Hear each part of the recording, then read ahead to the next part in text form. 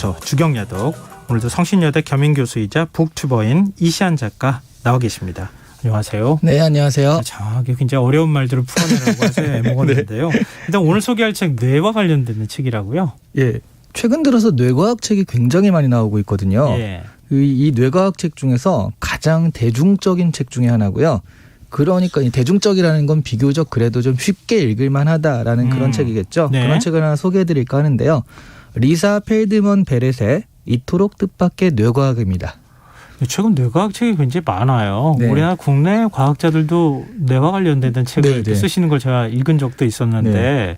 뇌과학 책이 이렇게 많이 나오는 이유는 뭡니까? 일단 아주 단순하게는요. 예. MRI 장비가 발달해서예요. MRI 장비가 발달해서요? 네. 예전에는 뇌가 어떻게 움직이는지를 이렇게 알 수가 없었잖아요. 아, 그렇죠. 뇌를 뭐 열어볼 수. 네, 그 열어서 뭐 네. 어떻게 움직이는 걸 볼 수가 없으니까. 그렇죠. 그러다 보니까 이 MRI 장비가 발달해서 뇌가 뭐 생각을 할 때 어떤 부분이 반짝인다든가 어떻게 움직인다든가 이런 것들이 보이기 시작하면서 네. 일단 뇌과학이 좀 발달하기 시작을 했고요. 그리고 심리학 책이 굉장히 인기 있던 시기가 있었잖아요. 맞아요. 네, 뭐 지금도 인기 있지만 예. 예전엔 더 그랬는데 그게 살짝 뇌과학으로 넘어간 것 같더라고요. 왜냐하면 심리학이나 뇌과학이나 결국에는 뭐냐면 사람들이 궁금해하는 게 인간은 왜 이렇게 생각하고 또 왜 이렇게 느끼는 걸까? 예. 거기에 대한 답을 이제 심리학이 줬었는데 그게 조금은 추정적인 대답이었잖아요. 과학적이라기보다는. 네. 근데 뇌과학은 그거에 비해서는 그래도 좀 과학적이지 않나라고 해서 지금 뇌과학이 좀 뜨고 있는 것 같아요. 그렇군요. 근데 수많은 책 가운데 이토록 뜻밖의 뇌과학이라는 책을 골라오신 이유가 있을까요? 뇌과학 책 중에서 어려운 게 진짜 많거든요. 게다가 제가 이게 어떤 기업에서 이제 강연 때문에 그 뇌과학 책을 몇 개 읽었어야 됐거든요. 네. 이 책이랑 또 매튜 코브의 뇌과학의 모든 역사 이 책을 읽었는데 네. 뇌과학의 모든 역사가 흔히 말하는 벽돌책입니다. 게다가 그냥 벽돌책도 아니고 뇌에 대해서 과학적으로 풀어가는 벽돌책이니까요. 거의 의학책에 가까운 것 같은데요. 그러니까요.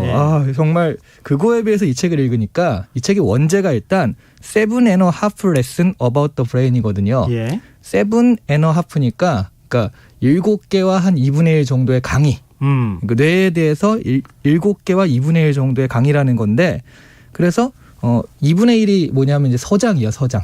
예. 제일 처음에 시작한 서장이고 나머지 7개의 장으로 책이 구성되어 있거든요. 근데 그 7개의 장을 통해 이 작가가 사람들이 뇌에 대해서 가진 여러 가지 의문점에 대해서 좀 풀어줘요. 그러니까 좀 핵심 정리에 가까운 그런 거죠.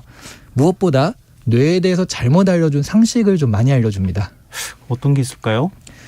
가장 대표적인 거고요. 이 책에서도 첫 번째로 나오는 게 뭐냐면 뇌는 생각하기 위해 존재하는 기관이 아니라는 거죠. 생각하기 위해 존재하는 기관이 아니다? 네. 그럼 어떤 기관이에요? 그 뇌의 가장 중요한 역할은요. 신체 예산을 효율적으로 사용하게 하는 거래요. 이게 좀 비슷해 보이지만 기업을 예로 들자면 그러니까 뇌는 기획부서라고 우리가 생각을 했는데 총무부서인 거죠.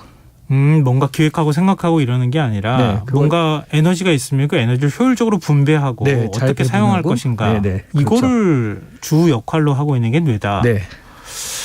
그리고 삼위일체의 뇌라는 말 들어본 적이 있는데요. 거기에도 또 뭐 오해가 있다면서요? 네, 삼위일체의 뇌라는 말은요.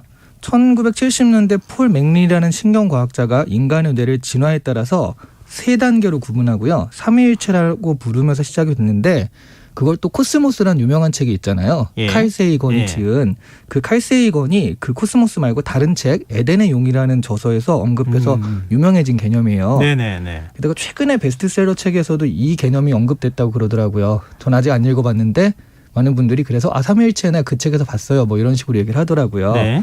그런데 이게 역사상 과학에서는 가장 많이 알려진 것이지만 가장 오류다라고 얘기를 하더라고요. 이 삼위일체가 뭐냐면 우리 뇌가 3단계로 구성되어 있는데 일단 알복합체로 된 파충류의 뇌. 네. 그러니까 그건 진화 과정에서 공격적 행위와 위계 질서를 담당하는 파충류의 뇌가 안에 있고요. 그다음에 또 하나는 포유류의 뇌인데요. 정서적 반응과 본능적 감정 이런 것들을 제어하는 게 하나 있고 그 바깥쪽에 심피질에서는 인간의 뇌가 있는 거죠. 고등포유류. 그래서 뭐 오른쪽 방구는 직관, 감수성, 창조적 활동을 관장하고 왼쪽 방구는 분석, 비판, 이성 등을 관장한다. 뭐 이런 식으로 되어 있는데 이게 허구라는 거죠.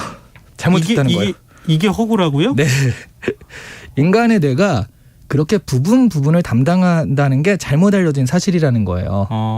그러니까 이 뇌는 하나의 물질로 그러니까 이거는 이거, 저거는 저거를 담당해 이렇게 환원되는 게 아니라 네트워크의 개념에 가깝다고 합니다.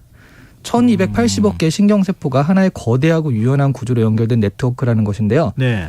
단순히 뇌의 크기가 아닌 네트워크의 복잡성이 인간의 기억이나 창의성의 원천이라는 얘기예요.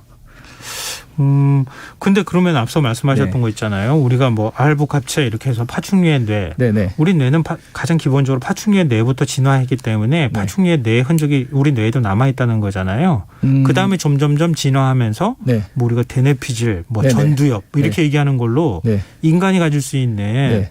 마지막에 일종의 이제 이성적 판단에 관한 네. 것까지 이렇게 쭉 진보하는 거, 진화하는 거잖아요. 네네. 잘못됐다는 그게 거예요. 잘못됐다는 그게 잘못됐다는 거죠. 그래서 지금 우리 진행자님도 그렇게 알고 계셨잖아요. 그러게요. 그게 이제 이 최신 뇌과학에서는 그게 잘못된 것이다라고. 그럼 한덩어리나 마찬가지다. 그렇죠. 하나의 네트워킹이다. 그렇게 따로따로 될 수 있는 것도 아니고 진화의 과정으로 그 잠겨져 있는 것도 아니다. 뭐 그런 얘기를 하는 거죠. 아 그렇군요. 네. 제가 옛 과학을 지금 알고 있었네요. 네. 근데 정말 많은 사람들이 그렇게 알고 있기 때문에 네. 네, 뭐 그래서 이 기회에 그러니까 이런 라디오를 통해 가지고 또 새로운 그 지식들을 접하는 거죠. 알겠습니다. 네. 그러면 뇌가 네트워킹 개념에 가깝다는 거 하는 거는 네. 최근에 뭐 인공지능 얘기도 많이 나오는데 네네. 약간 컴퓨터 쪽하고 가까운 것 같은데요? 네, 그 뇌가 기계와 다른 점 중에 하나가 네트워크가 그러니까 지금 네트워크만 보면은 뭐 컴퓨터 비슷한 거 아니야 하는데 네. 이 네트워크가 잘한다는 거예요.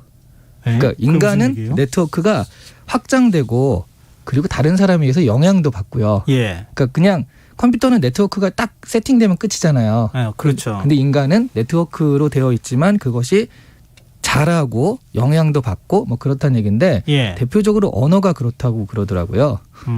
저 이 책을 보면서 이래서 내가 영어를 못하는구나 하고 납득한 게 하나 있는데요. 무슨 말씀이세요? 제가 알기로 영어 잘하는 걸로. 아니야. 그 발음도 봐도 세븐 하프 막 이런 발음이니. 네. 그러니까 뇌가 양육이 가능한 기관이라서 그렇다는데요. 예. 신생아의 뇌는요. 네트워크의 세부 조정과 가지치기를 통해서 어른의 뇌로 발달하게 됩니다. 그러니까 바로 이럴 때 그러니까 뇌가 이제 그 발전하고 있는 거잖아요. 네네. 그때 들었던 언어에 맞춰서 뇌가 조종되고요. 최적화되기 때문에 어느 정도 머리가 굳어진 다음에는 그 외국어를 배우려고 해도 절대로 네이티브처럼 말할 수가 없다는 거예요. 내 스스로가 조직화하는 능력을 갖고 있다. 네, 여기 그 언어에 맞춰가지고. 그래서 어릴 때 양육자의 존재가 그렇게 중요하다는 거죠. 그러니까 어릴 때 자라온 환경에 따라서 뇌의 발달 방향이 정해지고 그 방향으로 고정되기도 하고요. 뇌는 타인에 의해서 영향을 받기도 하기 때문에 말이나 행동으로 타인의 뇌에 어떤 영향을 미치게 된다고 하더라고요. 네. 그러니까 이 뇌는 그래서 독립적으로 존재하는 게 아니라 타인과의 네트워크 속에서 형성되기 때문에 우리는 우리의 뇌뿐만 아니라 타인의 뇌에도 책임을 져야 된다라고 합니다. 그렇군요. 근데 저도 언어에 좀 잘 못해가지고 어렸을 때 문제가 있는 것 같은데. 이렇게 라디오를 진행하고 계신데. 아니 외국어에. 외국어. 네네.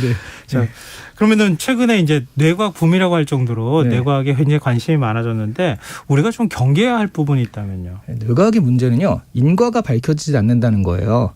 그 결과만 비교하는 건데 이게 무슨 얘기냐면 예를 들어서 정재승 교수님이 우리나라에서는 뇌과학으로 좀 유명하잖아요. 예. 책 8발자국인가 그런 책도 12발자국. 12발자국. 죄송합니다. 12발자국. 4발자국만 더 가시면. 네. 12발자국인데 거기서도 어떤 얘기가 나오냐면 정치와 종교가 그러니까 정치를 얘기하고 종교를 얘기할 때 보니까 비슷한 부분이 반짝반짝 하더라는 거예요. 그러니까 정치와 종교의 이 네트워크 머리가 돌아가는 게 비슷하다라는 얘기는 정치에 대한 것도 그냥 믿음에 가깝다 뭐 이런 얘기를 하면서 근데 이걸 보면 왜 그게 가까운 건지 왜 같은 부위가 반짝이는 건지는 몰라요. 그냥 결과만 나온 거죠. 그러니까 현상만 비교하는 거라서 사실은 그 인과에 대해서는 왜 그런지는 전혀 모른 채 그냥 현상만 비교하는 것에 불과하거든요. 그러면 우리가 원인과 결과에서 원인을 모르면 사실 해결책 같은 것도 있을 수는 없잖아요. 그렇죠. 그 약간 한계가 있고요.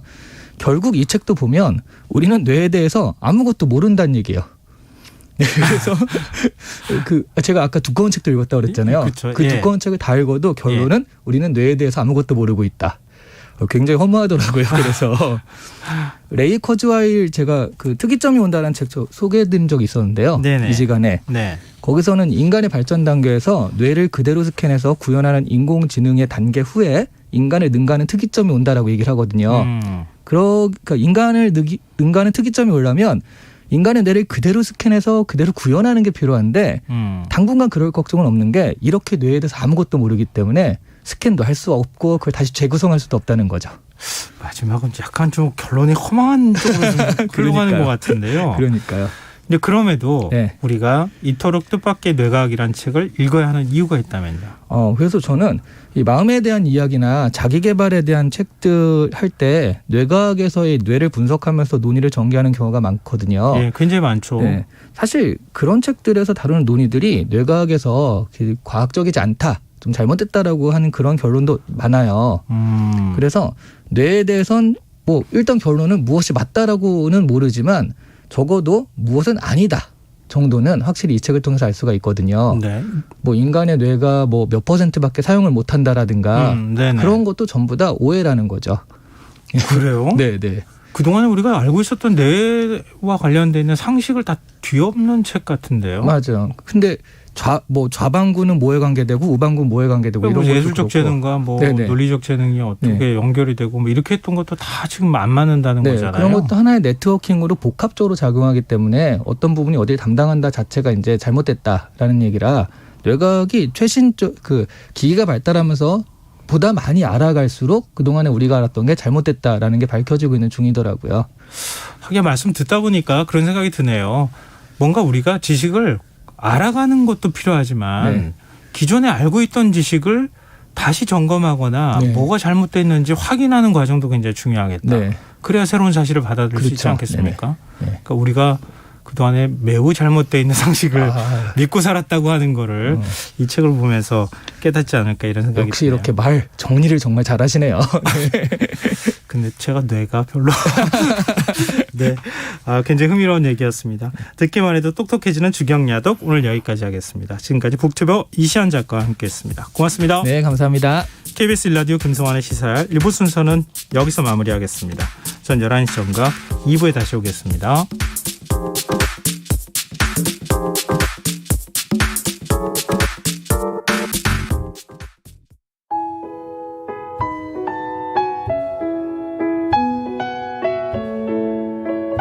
경제적인 어려움